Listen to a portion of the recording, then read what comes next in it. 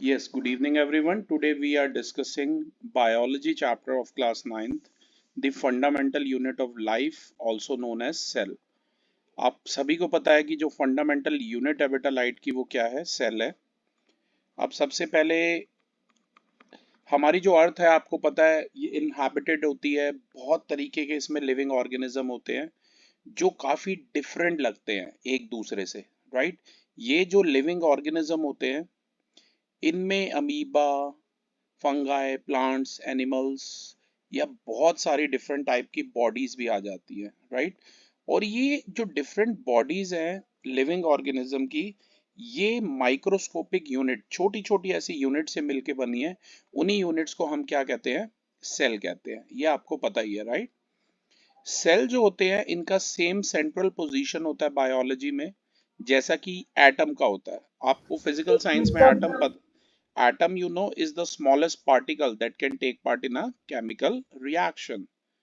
Atom काफी small unit होती है। वैसे तो एटम को भी अब ब्रेक कर लिया गया है। पहले ये कहते थे कि एटम को ब्रेक नहीं किया जा सकता, पर एटम को भी इलेक्ट्रॉन, प्रोटॉन, न्यूट्रॉन में ब्रेक कर लिया गया है। इसके बारे में हम जब केमिस्ट्री में एटम्स एंड मॉलिक्यूल्स पढ़ेंगे तब हम इसके बारे में डिटेल में बात करेंगे, ठीक है? फिलहाल हम ये बात करेंगे सेल की। सेल का जो होता है बिल्कुल सेम सेंट्रल पोजीशन है, मैंने पहले ही बताया, जैसे कि एटम की है फिजिकल साइंस के अंदर। सेल एक बेसिक और स्ट्रक्चरल और फंडामेंटल यूनिट है लिविंग ऑर्गेनिज्म की। सभी लिविंग ऑर्गेनिज्म आपको पता है सेल से ही मिलकर बने हुए हैं, right? Present day cell share की अगर हम बात करें, कुछ उसकी फंडामेंटल प्रॉपर्टीज की बात करें, तो जितने भी सेल होते हैं वो डीएनए एम्प्लॉय करते हैं अपने जेनेटिक मटेरियल में। मतलब वो सराउंडेड होते हैं एक प्लाज्मा मेम्ब्रेन के द्वारा और बेसिक मैकेनिज्म एनर्जी मेटाबॉलिज्म के लिए यूज करते हैं। On the other hand, the present day cells have evolved a variety of different lifestyles. बहुत सारी ऐसी ऑर्गेनाइजेशन है जैसे कि बैक्टीरिया, प्रोटोजोआ जो अमीबा का एग्जांपल है, या यीस्ट, ये कंसिस्ट करते हैं सिंगल सेल से, तभी इन्हें हम यूनिसेलुलर ऑर्गेनिज्म भी कहते हैं। और ये कैपेबल होते हैं इंडिपेंडेंट सेल्फ रेप्लिकेशन के लिए। अधिकतर जो कॉम्प्लेक्स ऑर्गेनिज्म है जैसे कि मल्टी सेलुलर जो ऑर्गेनिज्म है, these are composed of collection of cells the function in a coordinated manner. जो डिफरेंट सेल स्पेशलाइज, वो बहुत सारे जो उसके डिफरेंट टास्क होते हैं उन्हीं को वो परफॉर्म करता है। ह्यूमन बॉडी एग्जांपल के लिए लगभग 200 डिफरेंट टाइप्स के सेल से मिलकर बनी है, जो 200 डिफरेंट काइंड ऑफ सेल से मिलकर बनी है और स्पेशलाइज्ड है डिस्टिंक्टिंग फंक्शन के लिए, जैसे कि मेमोरी, साइट, मूवमेंट, ये सब उसके फंक्शन है जो वो परफॉर्म करती है, राइट? ये आपको ध्यान होना चाहिए। जितने भी सेल हैं वो जो एग्जिस्ट करते हैं ऑर्गेनिज्म की तरह, यानी कि यूनिसेलुलर ऑर्गेनिज्म की तरह, और as a part of multi cellular organism वो कैपेबल होते हैं ताकि कैरी आउट कर सके कुछ बेसिक फंक्शन, जैसे कि न्यूट्रिशन, रेस्पिरेशन, ग्रोथ और रिप्रोडक्शन। आपको पता है ये जो फंक्शन है ये काफी एसेंशियल है सेल के सर्वाइवल के लिए। अब हम बात करेंगे यूनिसेलुलर और मल्टी सेलुलर ऑर्गेनिज्म के बारे में। यूनिसेलुलर ऑर्गेनिज्म जो है वो रिप्रेजेंट किया जाता है एक सिंगल सेल के द्वारा, और मल्टी सेलुलर ऑर्गेनिज्म जो है उसमें बहुत सारे सेल आ जाते हैं। नाम से ही आपको पता है, यूनी मतलब सिंगल यानी वन, और मल्टी मतलब मैनी। जितनी भी एक्टिविटीज होती हैं ऑर्गेनिज्म की वो सिंगल सेल के द्वारा ही परफॉर्म की जाती है। एक और मल्टी सेलुलर में एक जो सिंगल सेल है वो कुछ ही एक्टिविटीज परफॉर्म करता है गिवन ऑर्गेनिज्म की। यूनिसेलुलर ऑर्गेनिज्म की बात करें तो कोई डिवीजन नहीं होता लेबर का, मेहनत का, या जो भी काम करना है उन्हें एज द सिंगल सेल, क्योंकि सिंगल ही सेल सारी की सारी एक्टिविटीज परफॉर्म करता है। जबकि मल्टी सेलुलर ऑर्गेनिज्म के अंदर जो सेल्स होते हैं वो स्पेशलाइज होते हैं ताकि डिफरेंट बॉडी फंक्शन वो परफॉर्म कर सके।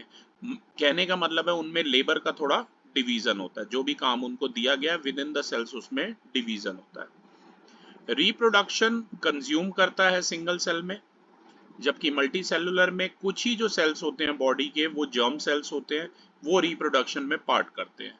बाकी जो सेल हैं जिन्हें सोमेटिक सेल भी कहा जाता है वो रिमेन रहते हैं ऐसे के ऐसे ही। जो लाइफ स्पैन होता है यूनिसेलुलर के अंदर इंडिविजुअल का वो काफी शॉर्ट होता है, और जो लाइफ स्पैन होता है मल्टी सेलुलर के अंदर वो काफी लॉन्ग होता है। अब आपको सबसे इंपॉर्टेंट और fundamental level organisation living world में जो होता है वो सेलुलर लेवल पर ही होता है। सेल्स सबसे फंडामेंटल, स्ट्रक्चरल और फंक्शनल यूनिट्स हैं लिविंग ऑर्गेनिज्म की, और बेसिक यूनिट भी हैं। इसी वजह से जो सेल बायोलॉजी है उसमें हम सेल्स की स्टडी के बारे में, सारे स्ट्रक्चर और उसके फंक्शन कैसे काम करते हैं इसके बारे में बात करें। मिस्टर रॉबर्ट हुक साइंटिस्ट हैं जिन्होंने इसकी डिस्कवरी की थी। इन्होंने एक थिन स्लाइस ऑफ कॉर्क को स्टडी करते हुए देखा कि जो कॉर्क है वो रिजेंबल करता है हनीकॉम्ब के स्ट्रक्चर के साथ, और वो कंसिस्ट करता है बहुत छोटे छोटे कंपार्टमेंट से मिलकर बना होता है। कॉर्क एक ऐसा सब्सटेंस होता है जो ऑब्टेन किया जाता है बार्क ऑफ ट्री से, जो पेड़ की छाल होती है उससे ऑब्टेन किया जाता है। 1665 में मिस्टर हुक ने ये डिस्कवर किया था, और उन्होंने इसके लिए खुद ही माइक्रोस्कोप भी डिजाइन किया था। रॉबर्ट हुक को हम इसी वजह से बॉक्सेस या सेल्स भी कहा गया था। सेल का मतलब लैटिन में है लिटिल रूम। रॉबर्ट हुक ये हैं, इनकी डिस्कवरी काफी इंपॉर्टेंट थी क्योंकि इससे ही हम पहली बार कि कोई भी लिविंग ऑर्गेनिज्म बहुत सारे छोटे छोटे यूनिट से मिलके बना है, छोटे छोटे स्ट्रक्चर से मिलके बना है, ये हम जान पाए थे। इसके बाद है सेल थ्योरी। ये जो वर्ड है सेल, ये लैटिन वर्ड सेलुला से डिराइव हुआ है। इसका मतलब है लिटिल रूम। ये इंग्लिश साइंटिस्ट थे रॉबर्ट हुक। इन्होंने 1665 में ये डिस्कवरी की थी, और इन्हीं की वजह से सेल्स को हम सेल के नाम से पहचानते हैं। इन्होंने बॉटल कॉक, मैंने पहले ही बताया था, ट्री की बाग से मिलते हैं, उसको स्टडी किया था एक प्रिमिटिव माइक्रोस्कोप जो खुद इन्होंने बनाया था, और इन्होंने हनीकॉम्ब या पोरस स्ट्रक्चर को स्टडी किया था, और ये फाइंड आउट किया था कि जो पोरस स्ट्रक्चर है कॉर्क का वो रिजेंबल करता है मोनेस्ट्रीज के साथ, और उन्हीं को यूनिट सेल्स का भी नाम दिया। इनका वर्क एक बुक थी माइक्रोग्राफिया, जो कि 1665 में ही पब्लिश हुई थी, उसमें आया था। तो ये तो बस आप पढ़ लेना बेटा, मिस्टर रॉबर्ट हुक के बारे में है। ये इनका कुछ माइक्रोस्कोप है जो इन्होंने शुरू में किया था। और इसके अलावा ये डेड कॉक सेल्स हैं जो रॉबर्ट हुक जी ने देखे थे। इसके अलावा object carrier lens metal plate के बारे में ये भी एक ही साइंटिस्ट हैं, और उनका माइक्रोस्कोप है।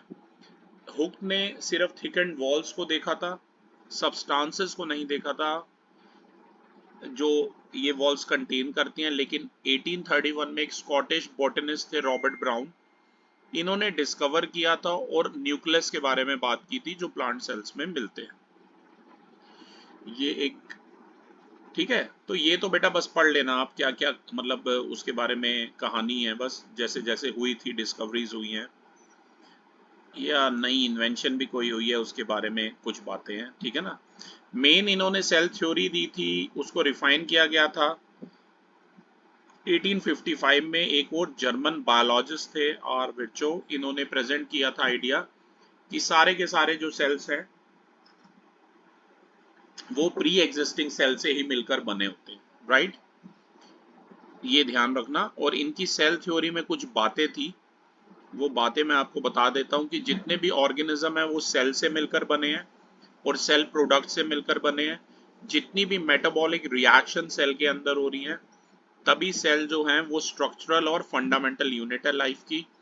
सेल जो हैं प्री एग्जिस्टिंग सेल से ही अराइज होते हैं, मिलकर बनते हैं, और कोई भी सेल जो है ओरिजिनेट स्पॉन्टेनियसली नहीं हो जाता, एकदम नहीं हो जाता, क्षणिक नहीं हो जाता, पर लगातार डिवीजन होता है, ठीक है। सेल्स के अंदर लगातार वो डिवाइड होते रहते हैं, नए सेल बनते रहते हैं, और हर ऑर्गेनिज्म अपनी लाइफ एक सिंगल सेल से ही शुरू करता है।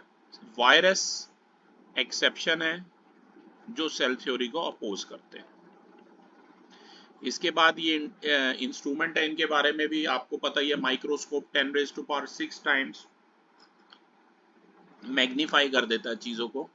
ये हाई रेजोल्यूशन इंस्ट्रूमेंट होती हैं, इनमें बहुत छोटी चीज़ों को भी आप बड़े रूप में देख सकते हैं।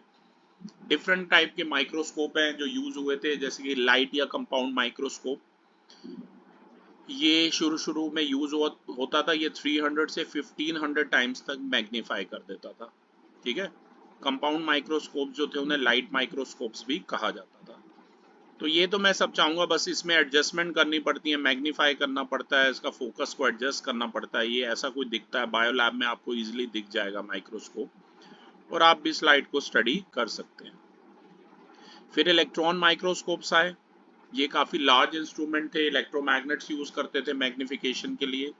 नॉल और रस्का थे जर्मनी में 1932 में, वो लगभग 1940 में हाई वोल्टेज इलेक्ट्रिसिटी ये यूज़ करता था। मतलब माइक्रोस्कोप का एक भाई सिंपल सा काम है उसे मैग्नीफाई करना। ये देखिए इसका मैग्निफिकेशन 1 लाख से 5 लाख टाइम्स होता है लगभग, राइट। ये इलेक्ट्रॉन माइक्रोस्कोप है। अब बात करेंगे हम लाइट माइक्रोस्कोप और इलेक्ट्रॉन माइक्रोस्कोप में डिफरेंसेस के। लाइट माइक्रोस्कोप जो है वो ग्लास लेंस यूज करता है, जबकि इलेक्ट्रॉन माइक्रोस्कोप जो है इलेक्ट्रोमैग्नेट यूज करता है। लाइट माइक्रोस्कोप जो है बीम ऑफ लाइट को यूज करता है ताकि वो इल्यूमिनेट कर सके ऑब्जेक्ट को, और इलेक्ट्रॉन माइक्रोस्कोप जो है वो बीम ऑफ इलेक्ट्रॉन को यूज करता है instead of light. Internal vacuum की जरूरत नहीं होती लाइट माइक्रोस्कोप में, जबकि इलेक्ट्रॉन माइक्रोस्कोप में इंटरनल वैक्यूम की भी काफ़ी ज़रूरत होती है। अब ये एक एक्टिविटी है, आप चाहें तो ये एक्टिविटी, पर इसके लिए आपको माइक्रोस्कोप की ज़रूरत होगी। मैं आपको बता देता हूँ, इसमें आपको इनर फ्लैशी लीफ चाहिए अनियन बल्ब की किसी की। उसके बाद उसकी स्किन उतार लीजिए, कनकेव स्लाइड अनियन की, और इस लेयर को आप ग्लास डिश में या वॉच ग्लास में जिसमें पानी हो थोड़ा सा देख सकते हैं, ताकि जो पील है वो फोल्ड ना हो जाए और ड्राई भी हो जाए। ठीक है, तो आपको ग्लास स्लाइड की ज़रूरत पड़ेगी और एक ड्रॉप ऑफ क्लीन वाटर की ज़रूरत पड़ेगी, ताकि पील को आप ट्रांसफ़र कर सकें वॉच ग्लास में, और आप लाइट माइक्रोस्कोप की हेल्प से आप देख सकते हैं। ठीक है, जल्दी हम इस एक्टिविटी पे भी वीडियो बनाएंगे। ये आपने बेटा की भी होगी स्कूल में।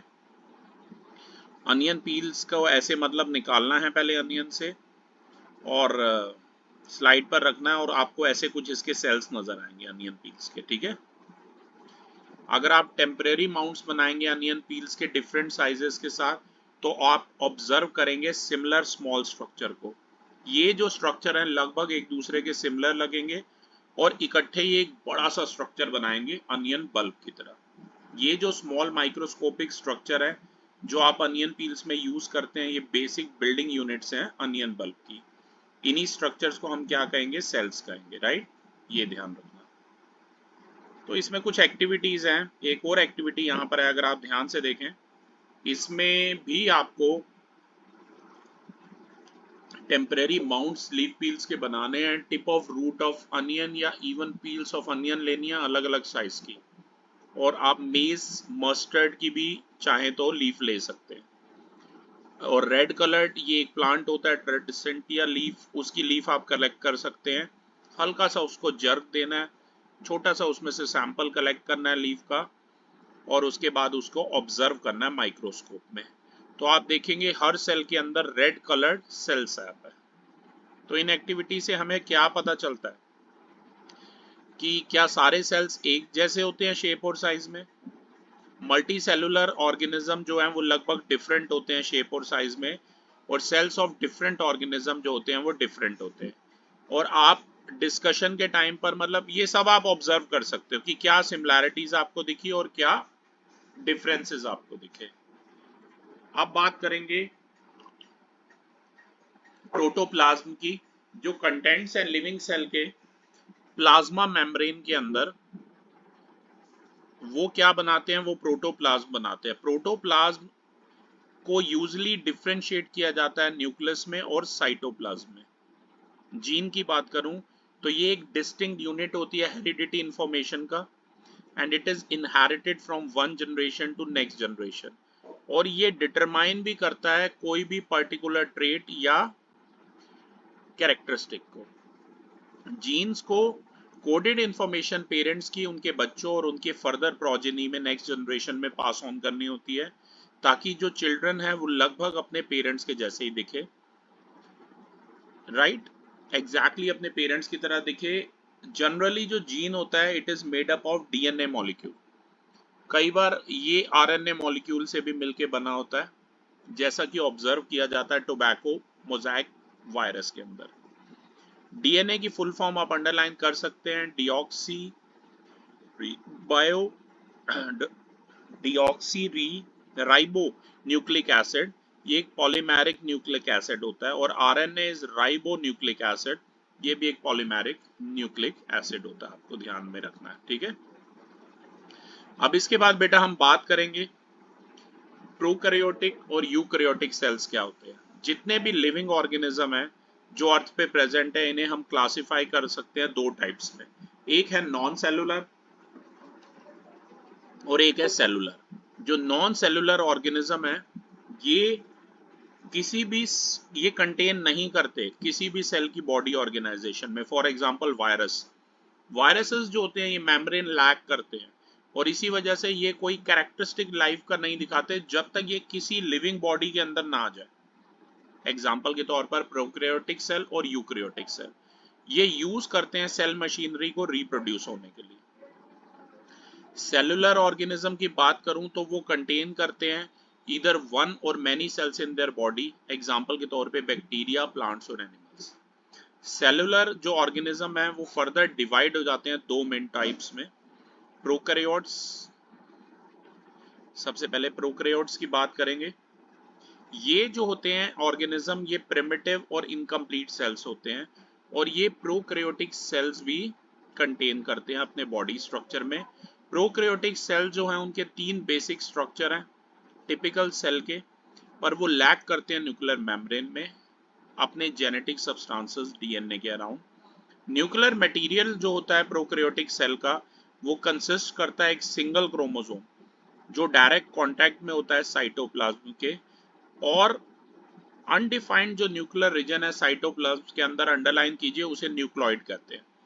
इसका कोई न्यूक्लियर मेम्ब्रेन नहीं होता है। प्रोकैरियोटिक सेल बाकी मेम्ब्रेन के अंदर ऑर्गेनल्स बाउंड होते हैं, जैसे कि माइटोकॉन्ड्रिया, ये भी एब्सेंट होता है। राइबोसोम्स प्रेजेंट होते हैं प्रोकैरियोटिक सेल में, और जो प्रोकैरियोट्स हैं वो इंक्लूड करता है आर्केबैक्टीरिया, बैक्टीरिया और सायानोबैक्टीरिया। ये ब्लू ग्रीन कलर के एल्गे होते हैं, जैसा कि आप फिगर में सामने देख सकते हैं। टिपिकल प्रोकैरियोटिक सेल बैक्टीरियम का बनाया हुआ, ठीक है। इसमें आप क्लोरोबियम वेसिकल्स, राइबोसोम जो अटैच है प्लाज्मा मेम्ब्रेन के साथ, ये क्रोमोसोम, ये capsule, cell wall, plasma membrane, cytoplasm, इन सबको आप देख सकते हो, ये ध्यान रखना। और ये फिगर आपको बना बना के प्रैक्टिस करने हैं। तो इसके अलावा जो है, आप एक और फिगर है, ये फोटोसिंथेटिक प्रोकैरियोटिक सेल है, और अल्ट्रा स्ट्रक्चर है किसी भी सेल का जो ब्लू ग्रीन एल्गे या सायानोबैक्टीरिया को रिप्रेजेंट करता है, ये देख सकते हैं आप, राइट। फिगर आपको बना बना के प्रैक्टिस करने हैं, ये ध्यान रखिएगा। इसके बाद हमारे आते हैं यूकैरियोट्स। ये एडवांस और कंप्लीट सेल्स होते हैं, और ये जो सेल्स होते हैं ये मेम्ब्रेन कंटेन करते हैं विच इज बाउंड न्यूक्लियाई, और जो बाकी इसके सेलुलर ऑर्गेनल्स हैं उन्हें हम यूकैरियोटिक सेल भी कहते हैं। इस तरीके के जो सेल होते हैं वो यूनिसेलुलर और मल्टी सेलुलर प्लांट्स और एनिमल में फाइंड आउट किए जाते हैं, जो फर्दर कोई प्लाज्मा मेम्ब्रेन कंटेन करता है, जिसमें डीएनए और साइटोप्लाज्म कुछ राइबोसोम्स के साथ, और बाकी सेलुलर ऑर्गेनल जैसे कि माइटोकॉन्ड्रिया वगैरह आते हैं। अब हम बात करेंगे डिफरेंसेस के बारे में, कि जो हमने प्रोकैरियोटिक सेल और यूकैरियोटिक सेल के बारे में पढ़ा, उनमें क्या आप डिफरेंसेस देख सकते हैं। प्रोकैरियोटिक सेल के बारे में पहले बताऊं तो इस साइज जो होता है इस सेल का जनरली स्मॉल होता है, 1 से लेकर 10 मिलीमीटर तक होता है। आपको पता है 1 metre is equal to 1000 millimetre. Nucleus इसमें एब्सेंट होता है, जो न्यूक्लियर रीजन होता है या जो न्यूक्लॉइड होता है which is not surrounded by a nuclear membrane. Prokaryotic cell single chromosome होता है, न्यूक्लियस भी एब्सेंट होता है, और जो मेम्ब्रेन होती है, मेम्ब्रेन बाउंड सेल जो होते हैं, ऑर्गेनल जो होते हैं, वो एब्सेंट होते हैं। सेल डिवीजन जो है वो टेक प्लेस करता है फिजन के द्वारा या बडिंग के द्वारा। जबकि यूकैरियोटिक सेल के अंदर जो साइज होता है सेल का जनरली लार्ज होता है, 5 से 100 नैनोमीटर तक होता है। जो न्यूक्लियस है वो प्रेजेंट होता है न्यूक्लियर मटेरियल सराउंडेड होता है न्यूक्लियर मेम्ब्रेन से, और इसके अलावा वो कंटेन करता है एक क्रोमोसोम से ज़्यादा। न्यूक्लियस भी प्रेजेंट होता है और मेम्ब्रेन बाउंड सेल ऑर्गेनल्स जैसे कि mitochondria, plastids, endoplasmic reticulum, Golgi apparatus, lysosomes, peroxisomes, ये सब प्रेजेंट होते हैं। और जो सेल डिवीजन होता है वो माइटोटिक और मियोटिक सेल डिवीजन के द्वारा होता है, राइट। तो क्लास ये आप देख सकते हैं फिगर में भी, ये एक प्रोकैरियोटिक सेल है। बना बना के मैं तो चाहूँगा आप प्रैक्टिस करें, राइट। ट्रेस पेपर की आप हेल्प ले सकते हैं इसके स्ट्रक्चर्स वगैरह बनाने के लिए। इसमें cell wall, capsule, plasma membrane, nucleoid region, ribosomes, pilus, ये सब आप मार्क कर सकते हैं प्रोकैरियोटिक सेल के अंदर। और ये एक यूकैरियोटिक सेल है जैसा कि आप देख रहे हैं, इसमें आप माइक्रोट्यूबुल्स, माइटोकॉन्ड्रिया, सेंट्रोल, ये सब मार्क कर सकते हैं। इसके बाद हम बात करेंगे न्यूक्लियस और न्यूक्लियोइड में डिफरेंसेस की। एक सेकेंड। इसके बाद हम बात करेंगे न्यूक्लियस और न्यूक्लियोइड के अंदर जो डिफरेंसेस है उसकी। न्यूक्लियस की बात करें तो वो लार्ज होता है साइज में, जबकि न्यूक्लियोइड कंपैरेटिवली स्मॉलर होता है।